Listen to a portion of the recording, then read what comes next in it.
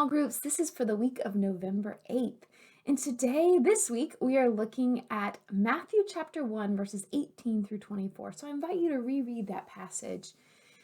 How is Joseph bold in his faith? I know we don't usually think about Joseph in November. Usually we wait till Advent. But the Joseph story from the New Testament reminds us about boldness and trusting in God. Here, Joseph has a big decision to make, right? He's kind of at a crossroads. He can choose to believe Mary, that she really is pregnant with the Holy Spirit's child, with God's son, who will be Emmanuel, God with us, or he can dismiss her and kind of go about his life. But he chooses to listen to the Holy Spirit, to listen to the angel, and to be bold. And I'm sure he stood up to a lot of criticism and ridicule in his culture. And so we think about, when have we been at crossroads? I think about our own church. We have been bold in so many ways, from our merger, from trusting that God was going to provide every single day. But also, I'm thinking of COVID. COVID-19 has thrown a wrench in everything.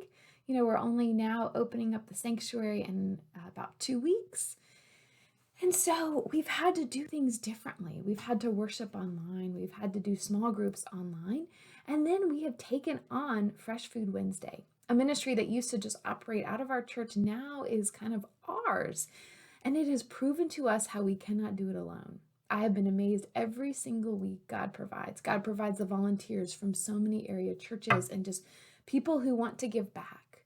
The places that they used to volunteer are still not open, and so they find us week after week. And God reminds me time and time again of what God is doing. And God is calling us to be bold. I think about, it was just yesterday that we found out who our president-elect is. And so this has been a really tense couple of days as we have worried, as we have kind of felt the tension and anxiety around us. But we are called to be bold. I kept thinking, especially, Wednesday, Thursday, Friday, no matter who wins this election, our job remains the same. And that is to love people with all our heart, mind, soul, and strength, to love our neighbors as ourselves, and also to hold our leaders accountable. And so whether you voted for our president-elect or you didn't, the job remains the same. We are still called to love, and we are called to hold our leaders accountable, to question them when they make decisions, to research the decisions that they have made. And so that's just the reminder that even if you were one who voted for President-elect Biden, that you still have the job with the people who didn't vote for President-elect Biden, of holding him accountable. And so we're reminded of that boldness that each one of us is called to. So friends, I am praying for you.